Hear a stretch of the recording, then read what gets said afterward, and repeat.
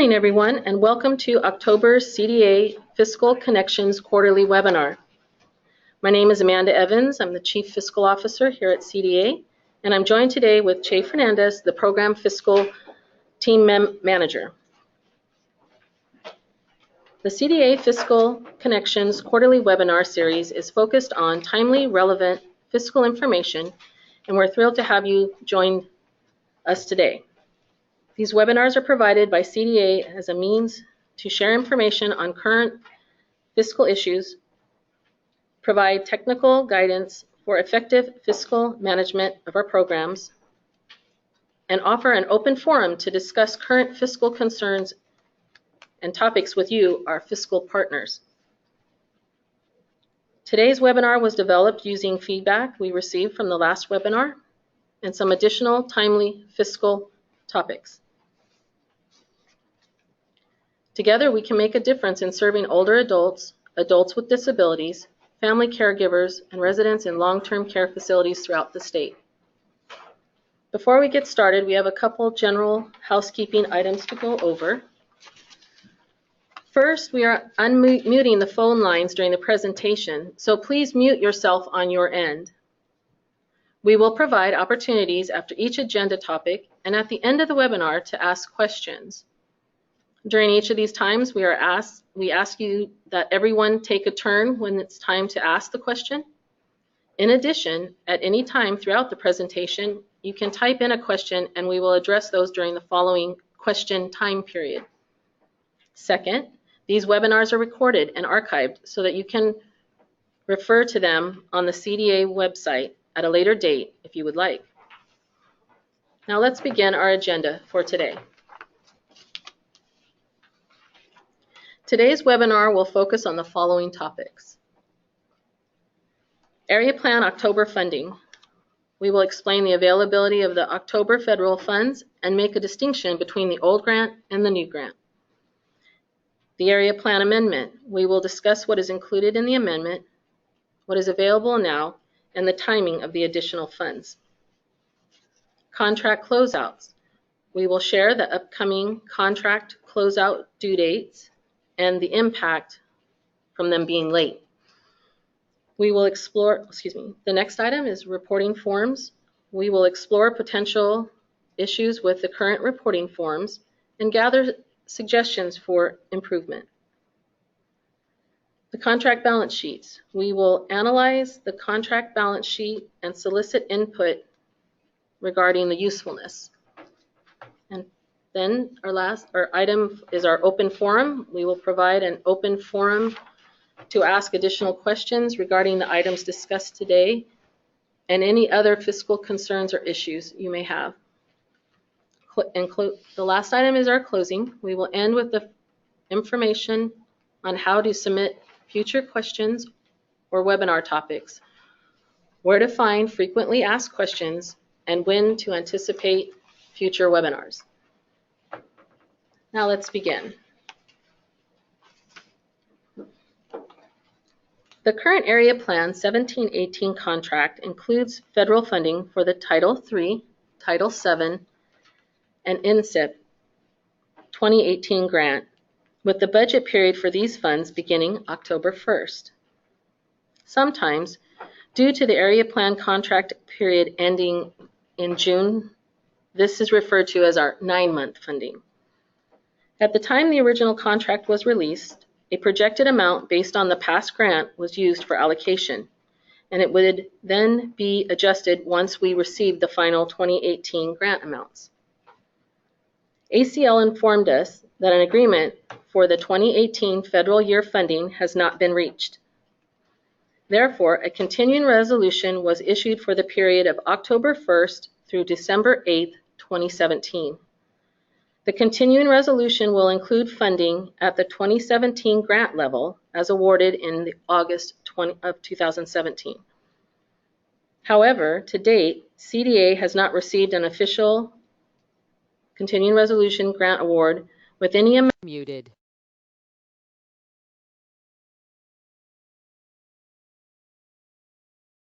Or have any funds been made available in the Federal Payment Management system, or PMS. Therefore, the funds shown in the original budget display with a project number ending in 1717 are currently available, as they are part of the last 3 months of the 2017 federal grant that ended on September 30th, 2017. Any funds shown on the original budget display with a project number of 1817 are the new grant funds and that are not available until CDA receives the continuing resolution and the funds have been made available in PMS. And as noted, we are a continuing resolution from October 1st through December 8th. So that's going to be about 2 months worth of funding. That completes our first agenda item. We're able to begin questions at this time. Do we have any typed questions? No, we do not. Muted.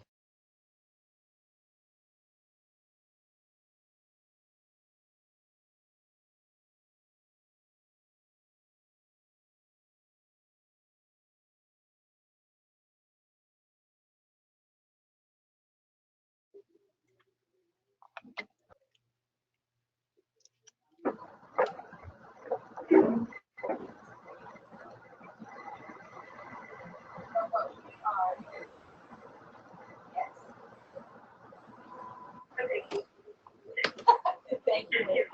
So what we have is we have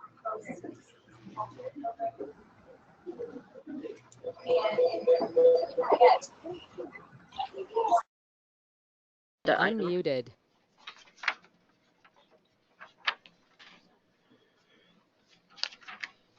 On September 25th, 2017, CDA issued the Area Plan 1718 Contract Amendment. This amendment included funding changes from the original contract, and we want to break down and describe each part. The first amendment to the funding in the original 2017-18 Area Plan contract is the addition of the unexpended federal funds based on your final closeout amount from the 16-17 Area Plan contract. The allocation methodology for these unspent funds is to reallocate up to 5% of the 9-month baseline amount in the original 2016-17 Area Plan contract back to the AAA. Any amounts exceeding that 5% are reallocated to all the AAAs using the intrastate funding formula. Second, the adjustment to the funding in the original 2017-18 Area Plan contract is for the transfer requests that were submitted with your original contract budget and as have been approved from ACL. These are not additional funds, but funds that have been transferred based on the original budget display for the projects ending in 1717.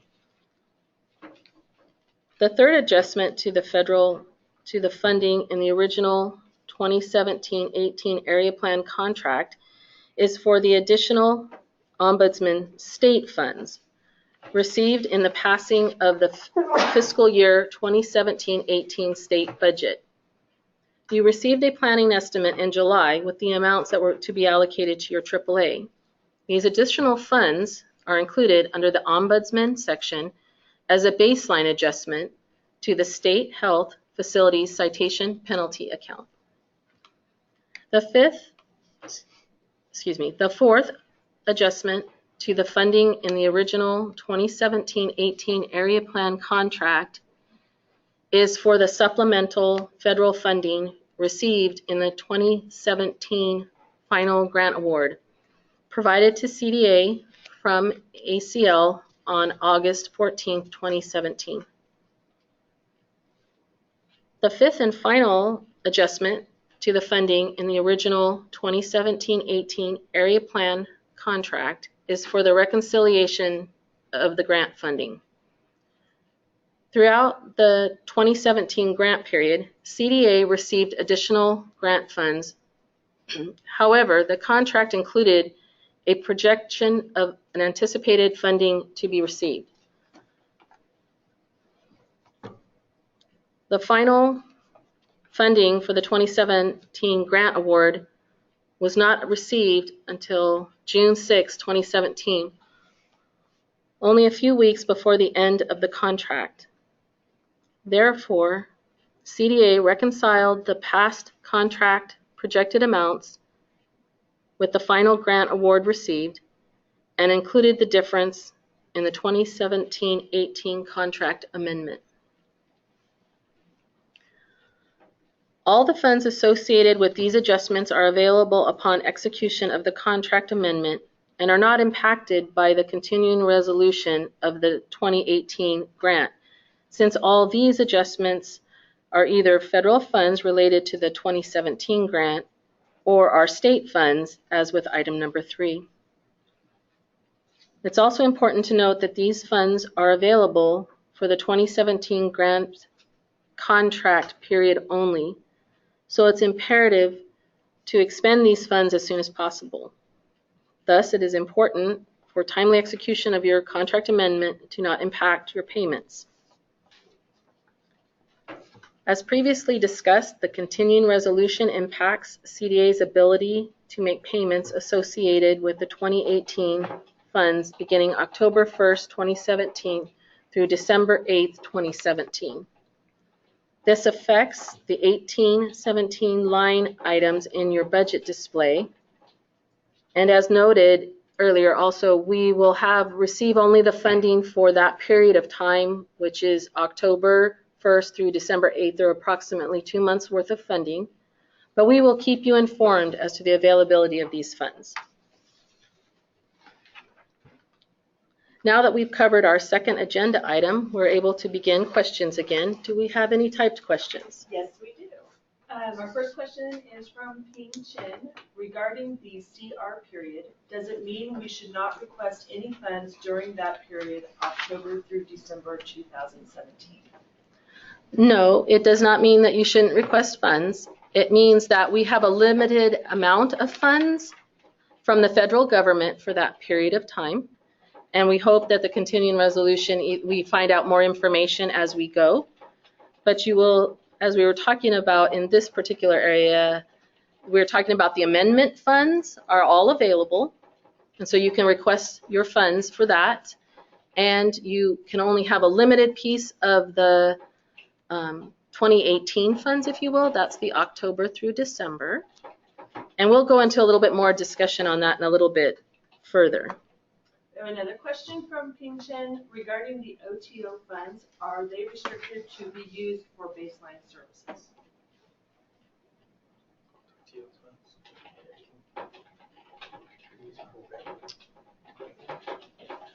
So under Exhibit B of the contract, there's the OTO section, and it outlines in there what you could use it. We use the OTO funds for. For example, you can use it for purchase of equipment, paying salaries. So we'll actually provide a more detailed response and provide which section of the contract or in the Exhibit B for to answer that question. We have another question from Michael Zealand. Are you saying that we can draw down OTO funds as soon as our amendment is approved, notwithstanding other funding?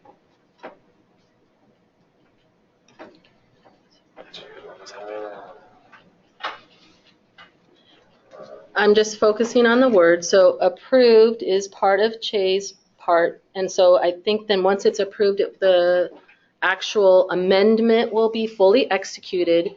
So yes, once your amendment is fully executed, you will be able to draw those funds. Oh, sorry, it's hard for you guys to hear me reading the questions. I apologize. That's all for the typed questions. All right, do we have any questions on the phone?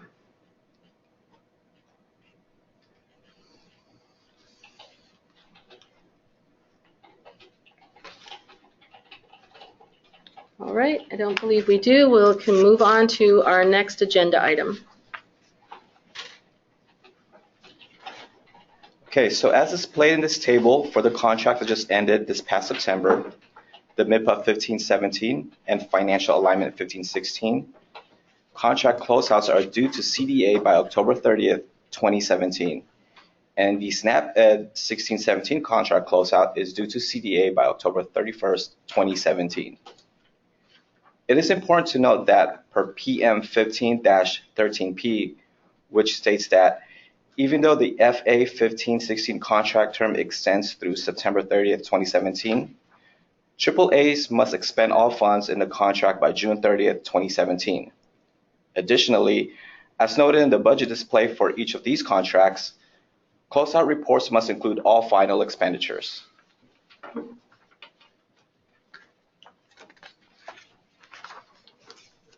Okay, let's talk a little bit about the importance of timely closeout reporting. Starting at the top of the blue oval and moving clockwise, this diagram depicts the continual relationship between the contract closeouts and grant awards, the contracts between CDA and each AAA, the monthly expenditure reports and requests for payments, whether they be requests for funds or reimbursement, and the payments made to each AAA. As shown here in this diagram, the contract closeout information from the contract that just ended feeds into the current contract. This is done through a contract amendment. To increase the amendment, CDA must first receive all AAA's contract closeouts to determine the amount to be reallocated into the current contract. Once all contract closeouts are received, the amendment allocation calculations can be made. Therefore, if CDA receives just one AAA contract closeout late, it impacts the amendment processing for all AAAs. By delaying the contract amendment, it impacts all AAA's ability to request and receive payments for those funds allocated through the amendment.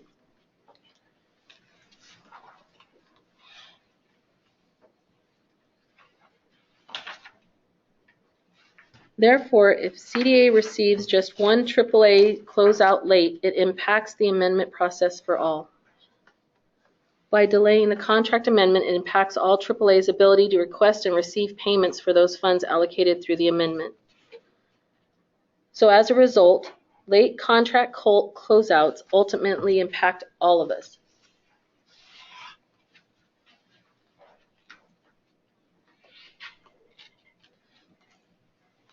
I do have a technical issue that I need to announce. Not unmuting all hasn't worked, so we're asking attendees, if you have the ability when you go into the box, please click on your raised hand icon, and then we'll be able to unmute you so that you can ask your question. If you need to check, there's additional information in the chat box. Okay, this brings us then to the end of our third agenda item. Do we have any typed questions? We had one question, might be some confusion from Kim Crabtree. She was saying that she had found out the ombudsman was OTO, but on the budget it's showing as baseline, so she thought maybe we should just bring it up in case there was some additional confusion from anybody else. Okay, the item for the ombudsman funding is state funding. It is only available for the state period, but I believe what Kim is referring to then is the concept of maybe the OTO part of the allowance of those funds. Jay, do you have anything on that? Well, again, in Exhibit B, it says you could only use your ombudsman funding, and it's very prescriptive. So again, I'm going to reiterate my response. We will research the correct citation and share that to the group, so everyone's aware of what you can use your OTO funds for. And with that, that'll probably be a good idea. We'll add that too, as we were talking about the frequently asked questions. I think that will be also a good place. If we'll answer the question here, but then we'll also post it there. That way you've got several places to look it up so that if anybody has any questions. But good question, thank you. We will take that back. We have a question. Somebody raised their hand. Zahid. Zahid, do you have your question?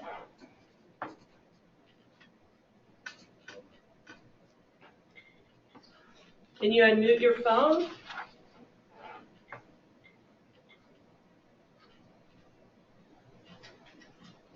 Okay. We also have another typed question from Jim Maltese asking where is supplemental funding shown on the budget display? The supplemental funding is a part of the amendment calculation. It doesn't show it separately. It's part of the, if you, because supplemental funding comes into our Title 3, 7, and INSIP. So it's built into the total amount that we allocate out. We were just defining all the pieces of it, but it's included within it.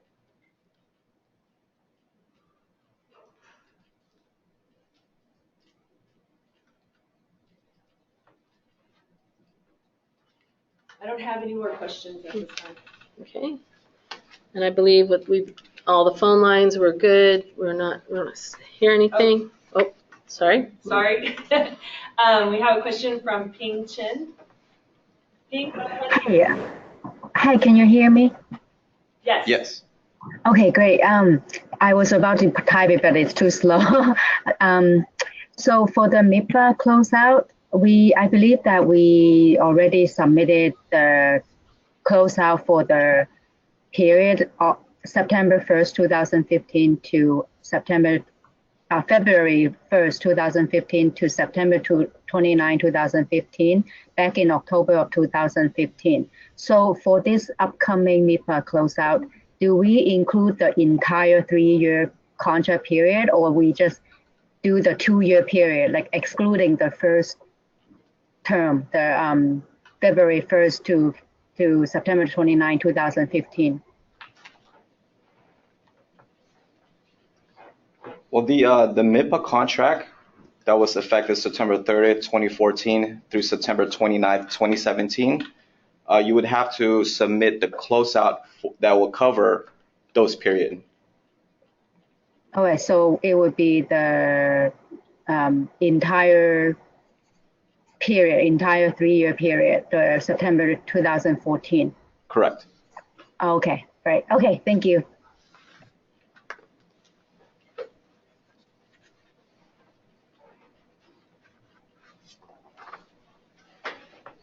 No more questions.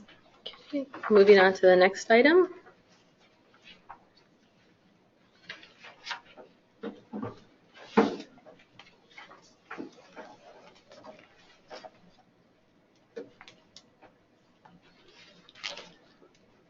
So the form shown here is the current HICAP monthly expenditure report and request for funds or reimbursement, which is the form CDA 245, and it's for fiscal year 2017-18. While this form is specific for HICAP, it is not unique to HICAP, as the AAAs typically report both expenditures and requests for funds or reimbursement on one form. The top half of the form is for reporting expenditures upon the completion of the monthly reporting period. For example, the monthly report for September expenditures, which ended September 30th, is due to CDA by October 30th. The bottom half of the form is for requesting a payment from CDA. AAAs can elect to be paid on an advance basis or to be reimbursed upon the reporting of expenditures. This election was made at the time the AAA submitted the program budget for the corresponding contract. Additionally, this payment choice was committed to by the AAA for the entire contract term, as AAAs cannot change between the requesting for funds or advances methodology and the reimbursement methodology. So going back to our example, for the September expenditure report due by October 30th, in this section of the form, if the AAA is on an advance basis, the request for funds would typically be for December. And if they were on a reimbursement basis, the request would be for September and would likely be a restatement of the numbers reporting in the top half of the form.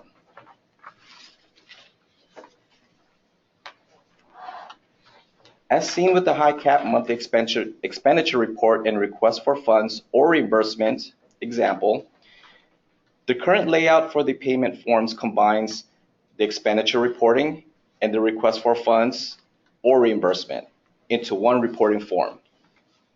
Also, as previously discussed, the time period for the expenditure report and the request for funds are not the same. CDA would like to receive your input to determine if changes are needed to these forms.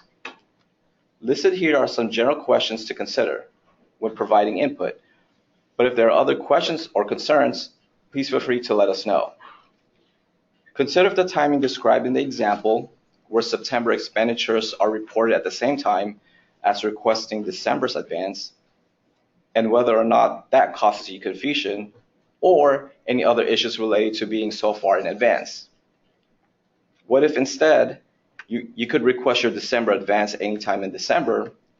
Would that be more convenient? Consider if the expenditure reporting was on its own form, separate from your requesting for payment. Or further yet, if you're on a reimbursement basis, consider if you didn't have to complete the request for payment form at all, if instead you were paid based on your expenditure reporting form. Would either of these options make it easier for you? So now we will use this time to ask questions or read the comments, and after that we'll go ahead and open up the phone line for any questions over the phone. Any typed questions? I don't have any typed questions. Is there anyone on the phone that would like to provide any feedback or questions about this topic?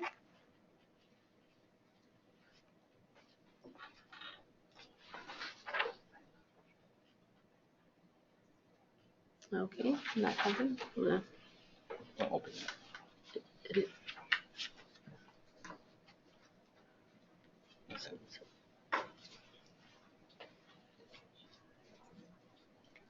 Okay, so we don't have any questions, so we will proceed. So if you guys have any feedback, please provide that to us because we really value your feedback, and we'll be looking into possibility of incorporating all your suggestions if we receive any in the future. And once we have identified those suggestions to be implemented, we will let you know, and we will incorporate the changes into the fiscal year 2018-19 contracts. All right, we're moving on to our next topic, the contract balance sheet sample. Displayed here is the section of the contract balance sheet that was used for the Area Plan 1617 contracts to show the available balance when the continuing resolution was in effect last year through April of 2017. A few items worth highlighting are: first, the amount shown in the baseline column is what was included with the original contract budget display. Second, the amount shown in the adjustments column included all transfers up to the time of the release of the balance sheet. Third, footnotes were added to provide the date of the most recent request for funds had been processed and the expenditures had been reported that were included in the balance sheet. So there was additional footnotes.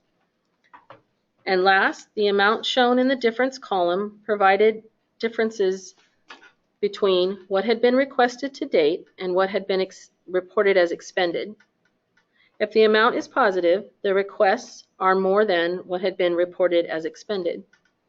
This can happen throughout the contract, but should be smaller amount towards the end of the contract to avoid the abatement situation. If the amount is negative, the expenditures reported are more than the requested for payment. At the end of the contract term, this amount would be paid from the final closeout if no more requests for funds were submitted.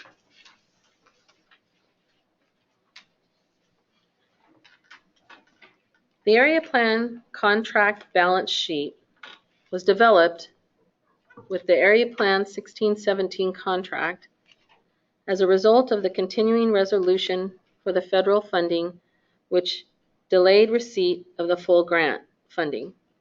And in April, only 58% of the funding was available at that time. Contract balance sheets were created to provide a status of what funds had been requested and reported expended at that point in time. This document provided a snapshot of a specific date. It was sent to each AAA in a May 19, 2017 email to assist the AAAs in requesting available funds by detailing the contract fund balances to date. We are now considering providing this total to the AAAs on an ongoing basis. However, before we do, we would like your feedback to determine if the contract balance sheet was helpful and what improvements would make it more helpful. Based on your input, we may be providing contract balance sheets for all programs on a regular basis, for example, quarterly. Listed here on the slide, we have some general questions to consider when providing input. But if there are any other questions or suggestions, please feel free to let us know. Do we have any typed questions on this? I have a couple of typed comments from the previous section when we were talking about the reporting forms. Oh, okay. From Kim Crabtree, it says that based on their expenditures, it would be easier to send an advanced. And then from Michael Sealand, he said it would be nice not to have to submit a form at all for the AP since we must complete CARS and this is duplication. I have a couple of typed questions regarding the contract balance sheet.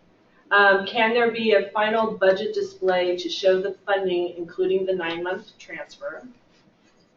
And then we used the contract balance sheet and highlighted updated baseline to show auditor what was our award for each Title III award.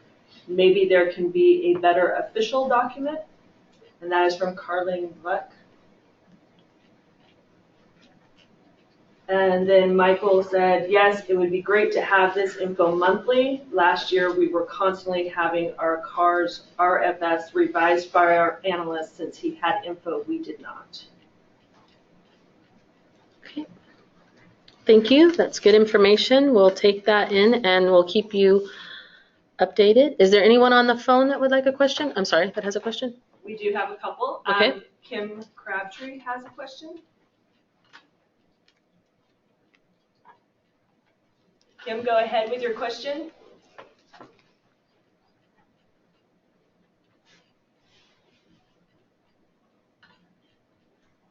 Is it unmuted? It is unmuted. Kim, do you have your phone on mute? Can you unmute it so we can hear you?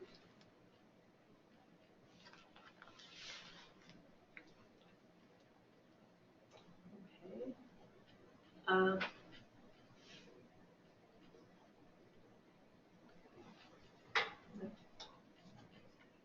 Yeah, we have a couple of more typed comments from Jim Maltese. The contracts balance sheet is helpful. No improvement suggestions at this time.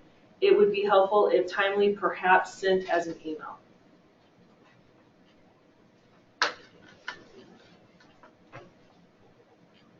Have any others? Do not have anything else. Oh, wait. Okay. Sorry. We have a question from Clarice.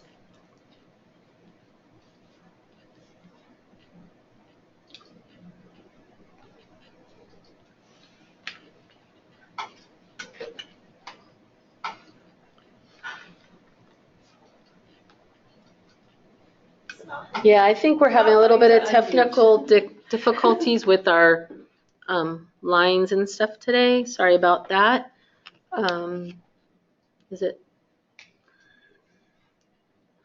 really apologize about that.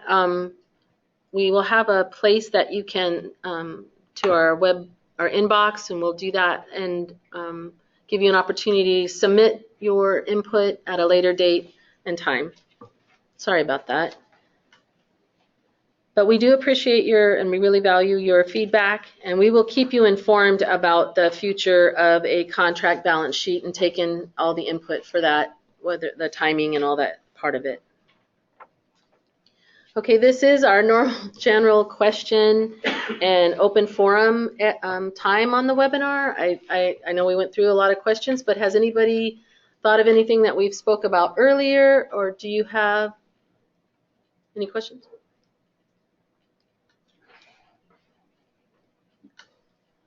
Because this could be anything. It doesn't have to be on our topic agenda items. It can be anything that someone's wanting to. I have a couple of questions that are. Okay. So hold on one moment. We'll have to mute that.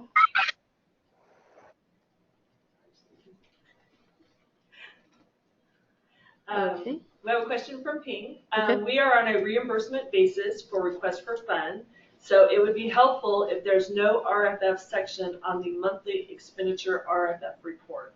Okay, good. Veronica said, are we required to submit a September expense report for MIPA and SNAP-Ed or include expenses in closeouts? That would be included in your closeout, since they're, the closeout and the expenditure report for September are essentially due at the same time.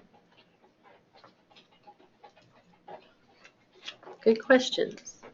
How are we doing? Do we have any more? I don't have anything else. All right. Okay. Well, let's, no more questions. We'll go ahead and wrap up today's webinar. In closing, we hope you have a better understanding of the area plan funding and the contract amendment, as well as what other contract closeouts are currently due. We truly appreciate the input and the feedback you've provided on our future support document and current reporting forms. We want to make sure all your questions get answered, and especially with the audio difficulties we're having today.